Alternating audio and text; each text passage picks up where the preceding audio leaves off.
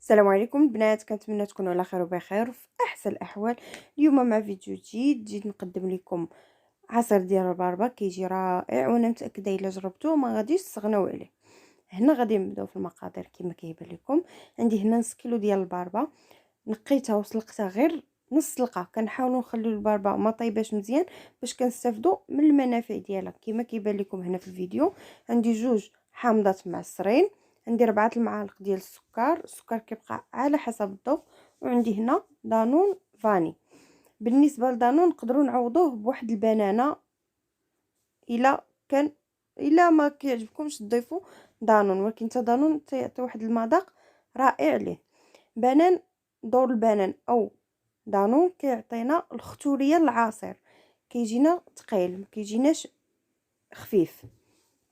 هنا غادي ندير البربه في الكاس ديال المونينيكس ديالي كما تتبان لكم هنا في الصوره. البربه راه ما طيباش مزيان.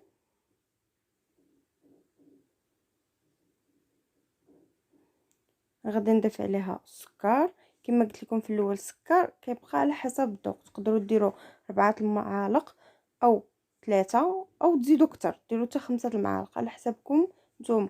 هذا العصير كيجي شويه محمض، ما كيجيش حلو بزاف، باش كنحاولوا نستافدوا من المنافع ديال البربه والحامض. البربه والحامض علاش كنديروا مع بعضياتهم؟ الحامض كيعاون الجسم ديالنا يستافد من فيتامين سي اللي فيه، او من الناس اللي عندهم فقر الدم كيعاونهم الا كانوا كيشربوا مثلا الدواء ديال فيتامين ديال فقر الدم، او كيتابعوا شي حميه.